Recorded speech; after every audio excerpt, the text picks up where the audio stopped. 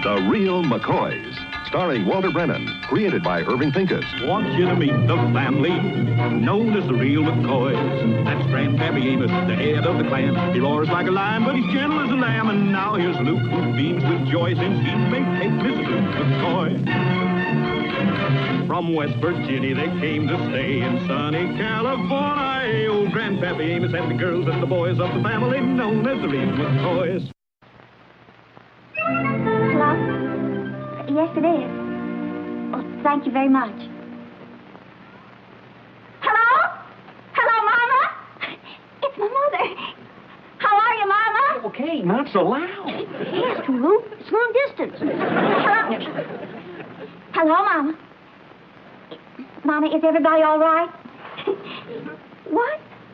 Oh, well, sure, Mama. Don't be silly, Mama. We'll be looking forward to it. We better hang up now. Mama, they charge you by the clock, you know. Bye, Mama. We'll be seeing you. Goodbye. Oh, your poor father's life insurance money ain't gonna last very long at that rate. Mama's coming out to visit us. Oh, yeah? When, Kate? Next week? Yeah, well, I thought she wrote us in her letter she was gonna stay with her sister Audrey up in Fresno. Well, she changed her mind. Can't a boy get no sleep around here on Sunday morning? Ain't time for church yet. Who's doing all the yelling around here? You kids go and get your breakfast. Hurry up and get dressed, Grandpa. I'll put your eggs on. What, Grandpa? What are you going to do about it? Well, what am I going to do about what? Your mother coming out here. Well, I don't see as I got any call to do nothing about it. Why? Now, look. Your wife's mother's going to come out here and live with you. Your wife's mother. Your mother-in-law. Yeah. But don't that mean nothing to you? Well, I don't know Mother Purvis real well, but from what I've seen of her, she's a mighty fine woman. Yeah, but you only know it before you married Kate and moved away. You never know her as a mother-in-law. Now, let me tell you this.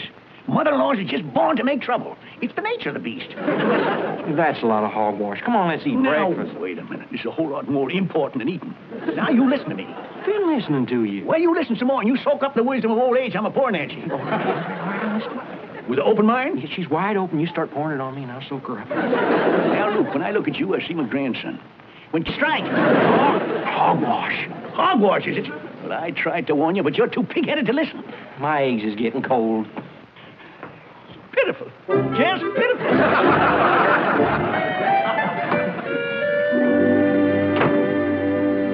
Man, what are you doing? I'm getting my gear ready. You ain't forgot about us going fishing with George McMichael next Saturday, have you? No, I ain't forgot, but you better.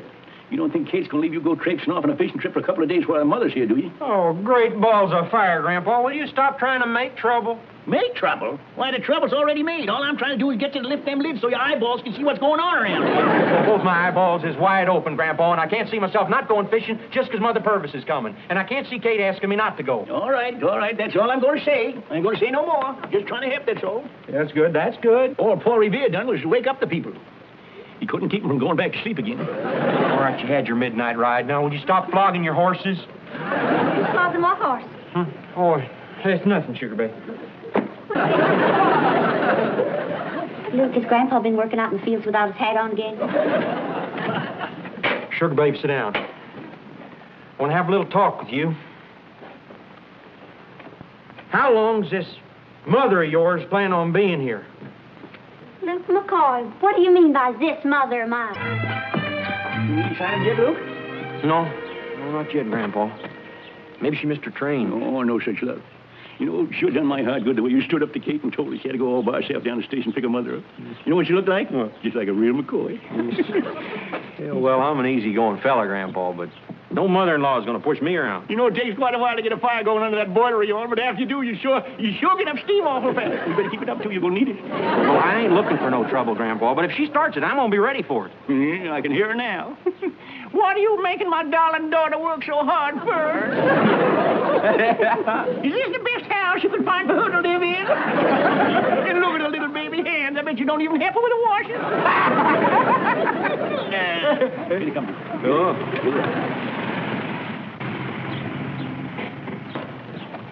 See how happy she looks? She just spotted a victim. Yes, sir, how's that? Hello there, Luke. Amos. Hello, Mother Purvis. My, it's good to see you. Son, you look just wonderful. Oh, thank you, Mother Purvis. How do you think Kate looks? Am I tired from overwork, maybe? I should say not. Looks to me like you've been a spoiling her. What do you think of the house? Ain't much, is it? I think it's just beautiful. Now, you must be plumb tuckered out from your trip. I'm going to put you to bed for a while. Come on. We'll see you later. She's tired after that train trip. She's going to get herself a good night's sleep before she attacks. Grandpa, are you sure? Look, what we got on our hands is a mother-in-law in sheep's clothing. You watch and see.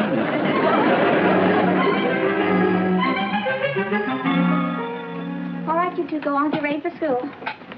Well, good morning, Luke. Good morning. Amos? How come we ain't eating in the kitchen, Kate?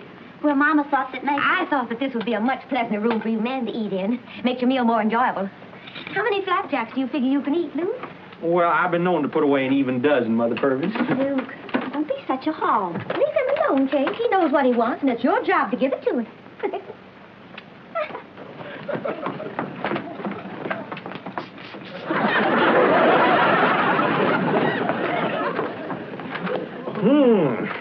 Luke, when are you going to put that new washer in the kitchen sink for me? You know, you promised to do it a week ago. I'll get around to it later this afternoon. Kate Purvis McCoy, do you mean to tell me you can't fix a washer without bothering your husband? Hasn't he got enough to do without worrying about the kitchen?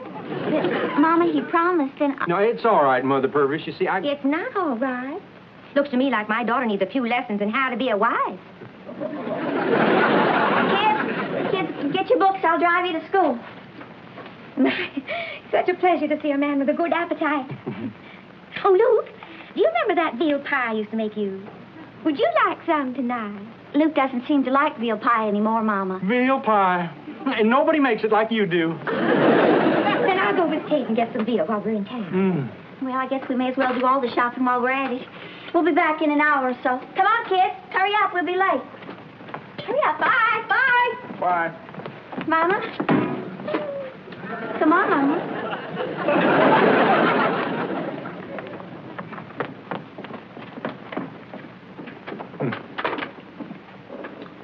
Well, Grandpa? Not now. I'm a-thinking. I got it. She's a-fattening you up for the kill. You sure? Of course I'm sure. Pancakes and veal pie. Grandpa, I admit you're one of the smartest fellas to ever come out of the hills. And I got a lot of respect for you, too, but I know you. And I can tell when you're up a tree. Now, come on, admit it. Mother Purvis has got you buffaloed. She ain't nothing of the kind. She has, too. She ain't? Yes, she has. You bet your life she has. That's what I thought.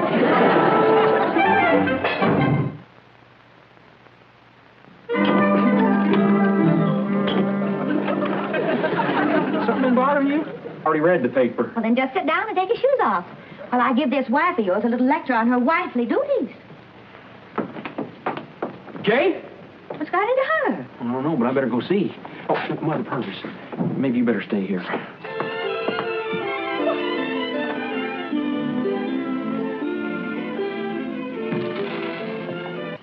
Now, look, honey, I don't like it any more than you do. Oh, Luke, you love it. You wouldn't want me to hurt her feelings, would you? Hurt her feelings. What about mine, Luke? I may be a terrible wife, but I have got feelings.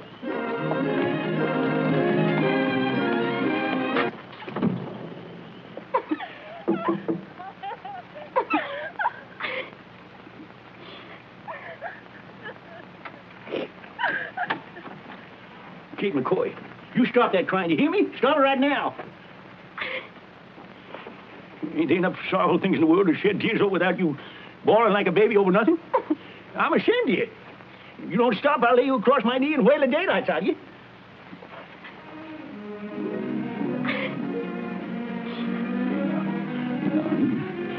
Just go ahead and cry all you want. Well, was I right about mother-in-laws or wasn't I? The only thing that threw me on this one was I didn't think she'd go to the bother of inventing a new kind of trumpet.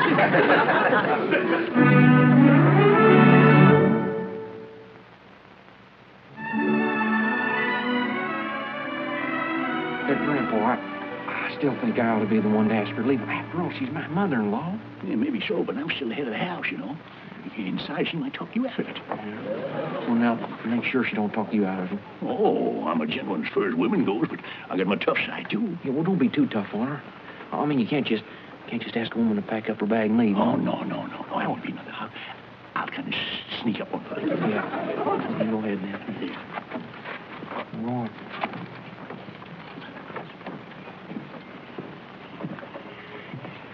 Good afternoon, Mother Purvis. Good afternoon, Amos. Nice weather we're having, ain't it? Couldn't ask for better. That's right. Couldn't ask for better. It's nice knitting you're doing there. Thank you. By golly, you're right, you know. Right about what? Couldn't ask for better. Better what? Weather? All right, Amos, what is it? There's something eating at you. There ain't nothing eating at me age hole, not a thing. Are you sure? I'm positive. I guess you're getting a little lonesome for West Virginia long about my mouth. Are you finished? Well, but one thing. Yes.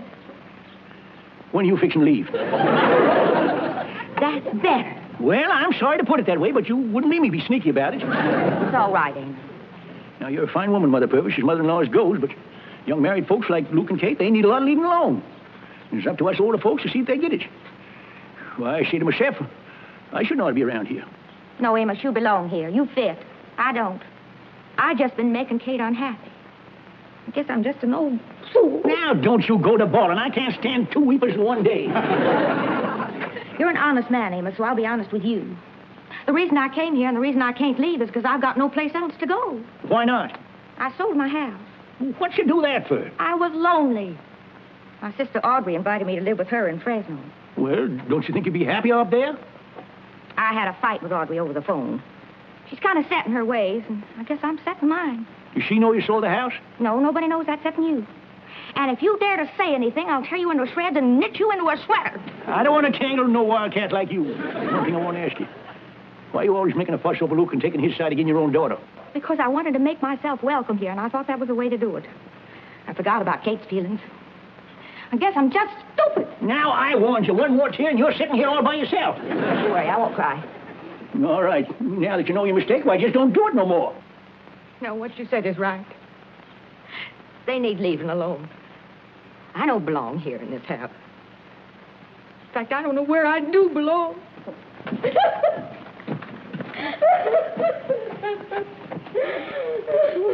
Lord, if you're bound to punish me, I'd rather have a big case of the itching hives than a house full of weeping women.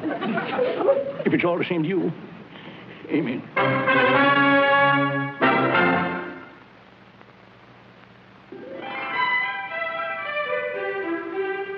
She's laying down. Says she's got a headache. She's been acting mighty unhappy all day. I asked her what was wrong, but she said she didn't want to talk about it. Just about breaks my heart. I'll get it. Who's that is? Aunt Audrey. Hello, Kate. Aunt Audrey, what are you doing here? Oh, I had some business to attend to in Los Angeles. I just thought I'd stop by for a visit. Well, how nice. Oh, Luke, I don't believe you've ever met my Aunt Audrey. I don't believe I have. Pleased to meet you, ma'am. Likewise. And this here's Grandpa McCoy. I do. Audrey! Hello, Gladys. What are you doing here? Oh, just passing through. I see. How nice. Gladys, I've been feeling just terrible ever since we had that silly fight over the telephone. Really? I wanted to ask you if you wouldn't come and live with me. Oh, Audrey, you mean that? But, Mama, you just been here a few days. You ain't gonna leave us, are you, Mother Purvis?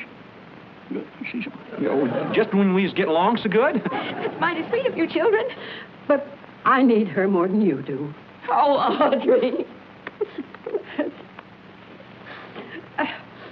You know, if I can help you pack, why, we might make Fresno in time to get a decent night's sleep. You folks won't take offense now, will you? Well, we sure hate to see you go. We can come up and visit you every so often, Mama. Oh, you've all been just wonderful to me. All right, now, come on. Come on, let's get going, because I fall asleep at the wheel after 11 o'clock. We better get going. I've been just hysterical. Isn't that just fine? Yeah, it sure is. You know something? I'm going to kind of miss her. Now, imagine Aunt Audrey showing up that way. It kind of restores your faith in Providence, don't it, Grandpa? Yeah, Providence is fine, but when you get that bill from the phone company and you see that they charged you for a long-distance call to Fresno, well, that ain't no mistake.